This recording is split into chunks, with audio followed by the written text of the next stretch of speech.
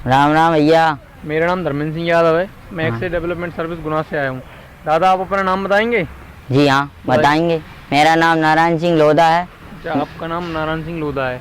Yes. आपके गांव का नाम क्या है दादा? मेरे गांव का नाम ग्राम आवन है। आपके गांव का नाम आवन है। दादा आज आप हमें क्या बताने वाले हैं? आज हम तुम्हें ये बताने वाले हैं कि गोबर गैस बनवाइए। गोबर गैस से अच्छे लाभ हैं। अच्छा अच्छा। जी हाँ। आज आप हमें गोबर गैस किस प्रकार बनाते हैं उसकी जानकारी देंगे, उसके क्या फ़ायदे हैं, हाँ।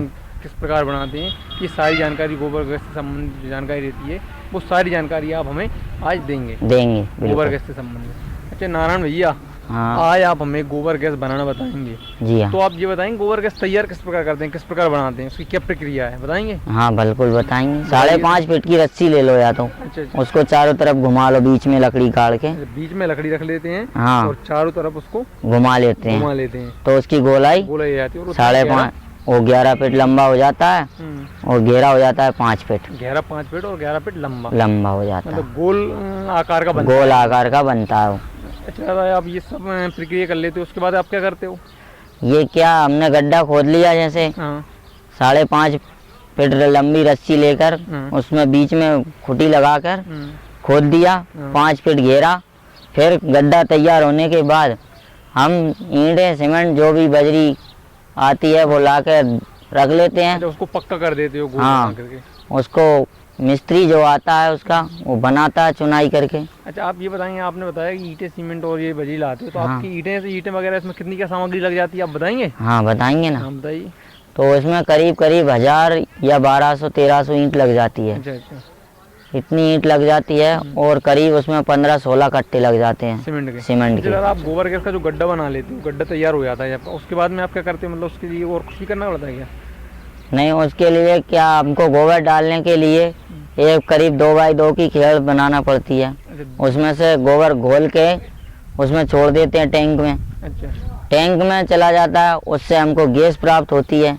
अच्छा, आप उसके जो गड्ढा तैयार होने के बाद में आप अलग से एक बनाते जो 2x2 की रहती है, जिसमें आप गोबर घोल के गोबर डालते हो। गोबर उससे टैंक में निकल जाता है। उसके बाद आप फिर क्या करते हो? उसके बाद उस गोबर जो पच जाता है, सही हो जाता है, गैस खत्म हो जाती है, खाद बन जाता है, वो इधर 2x4 की खेड़ में आ जाता है। अच्छा, वो 2x4 की अलग से एक और खेड़ बनाई जाती है बगल उसके निचले हिस्से पे। वो गोबर रहता है जो खाद बन जाता है, वो निकल जाता है उससे। उसकी निचले हिस्से पे रहती है वो, वहाँ में खाद निकल जाता है। ये 2x2 की एक खेड़ बनाते हैं अपन, उसमें गोबर घोलते हैं। घोलने के बाद उसका जो पाइप है उसमें निकाल देते हैं, वो टैंक में पहुँच जाता है।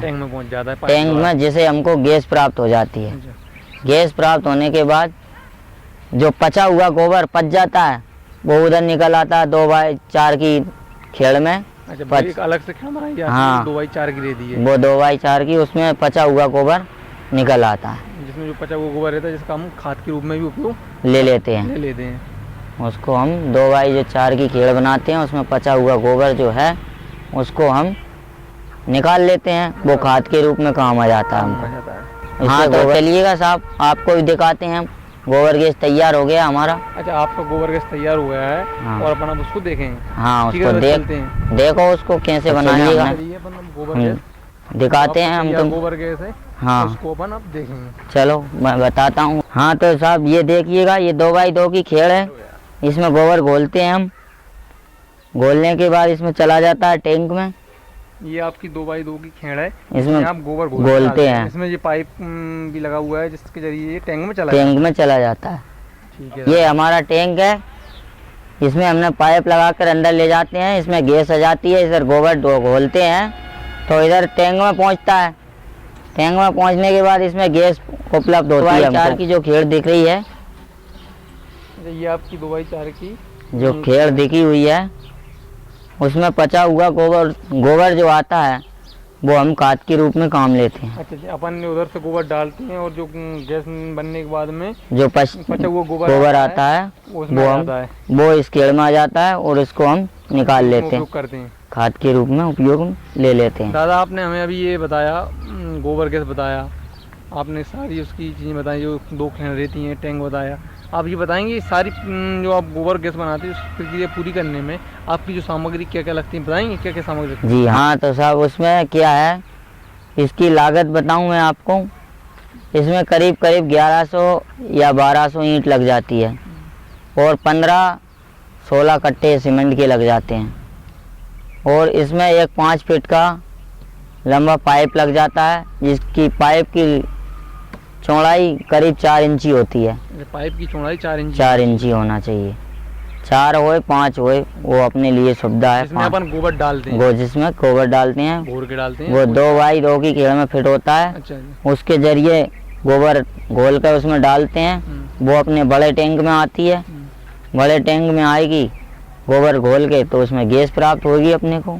बड़े टैंक में भी एक पाइप लगता है, वो कितने बाई कितने, मतलब कितने इंची का रहता है वो पाइप? वो रहता है आधा इंची का। अच्छा, वो पाइप कितना लंबा, उससे गैस जाएगी। कितना होना चाहिए वो जितनी अपनी मकान की दूरी हो उतना लंबा लगता है वो। अच्छा, तो जितनी अपन कहीं भी बनवा सकते हैं। मकान नीचे से कितना लंबा होना चाहिए? नीचे से करीब 1 फीट लंबा होता है, वो लोहे का होता है वो। लोहे तो का होता है वो। हाँ, और जितना अपन जिस मकान में अपन खाना वगैरह बनाते हैं, उस मकान की जितनी दूरी हो उतना लंबा अपन वो पाइप लगा सकते हैं, वो काला वाला जिसमें गैस जाती है। भैया आपने हमें गोबर गैस की प्रक्रिया बताई, किस प्रकार बनाते हैं, और आपने दिखाया भी आपका बना हुआ गोबर गैस। आप ये बताएंगे इसके क्या क्या लाभ हैं? इससे हमको बहुत लाभ है। इससे क्या है, अब जैसे बरसात लग जाती है तो हमको लकड़ी मिल नहीं पाती है। अब हमारा गोबर जो हमारे घर में प्राप्त होता है, उसके कंडे भी नहीं बना पाते हैं। बिल्कुल सही कहा दादा आपने, बरसात में लकड़ियाँ भी गीली हो जाती हैं। हाँ। और कंडे बनाते हैं तो गोबर भी बरसात के कारण खराब हो जाता है, तो कंडे भी नहीं बन पाते हैं। इसलिए हम उसको घोल के गोबर गैस में डाल देते हैं, तो हमको गैस प्राप्त हो जाती है, जिससे खाना बन जाता है, जिससे हमको भोजन व्यवस्था बनाने में सुविधा हो जाती है। भोजन बन जाता है हमारा। और इसके अलावा गोबर भी हमारा फालतू नहीं जाता, उसको खाद बन जाता है। तो इससे हमको गोबर गैस से बहुत से लाभ है। और इससे जो गोबर खाद जो बनाते हैं अपन, वो खाद के रूप में भी हो जाता है, और हमारा घर का खाना भी बन जाता है, और गोबर भी खराब नहीं जाता। हाँ, तो इससे एक और भी लाभ है, जैसे बिजली तो साफ मिल नहीं पाती है, अब अपने को उजाले की आवश्यकता पड़ी तो इससे गोबर गैस का बल्ब भी जल जाता है, इससे अपने को उजाला भी मिल जाता है। सही कहा आपने, इससे उजाला भी हो जाता है घर में, मतलब कहीं कहीं लाइट नहीं होती है तो इससे उजाला भी प्राप्त हो जाता है। नारायण भैया, आपने हमें गोबर गैस की किस प्रकार तैयार करते हैं, ये सारी बातें बताएं, किस प्रकार तैयार करते हैं, कौन सी सामग्री लगती है, और इसके लाभ बताएं। इससे संबंधित हमें और हमारे किसान भाइयों के लिए आप संदेश देना चाहेंगे? हाँ, तो ये हमें किसान भाइयों को बनवाना चाहिए। हम किसान भाइयों के गाय भैंस बैल आदि अन्य चीज़ें तो होती है, इससे गोबर भी प्राप्त होता है हमको, और ये गोबर गैस हमको बनवाना चाहिए। हाँ, तो किसान भाइयों को ये चीज़ बनवाना चाहिए। इसे हमें गोबर जो इसमें डालते हैं हम, वो भी हमको पूरा जैसा ही निकल जाता है, उसका खाद बन जाता है, उससे हमको अच्छा लाभ है, और हमको ये चीज़ बनवाना चाहिए। इसे हमको ज़रूर बनवाना चाहिए। इसमें हमारी कोई लागत नहीं लगती है, ये सब कृषि विभाग के द्वारा अनुदान मिलता है इससे हमको, और इससे बहुत फ़ायदे हैं। हाँ, तो भाई किसान भाइयों से मैं चाहता हूँ कि ये गोबर गैस सबको बनवाना चाहिए, और इससे अच्छे अपने को लाभ है।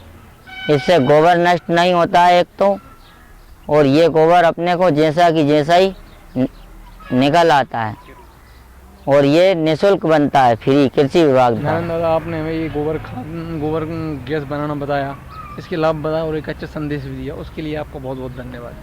जय राम जी, राम राम।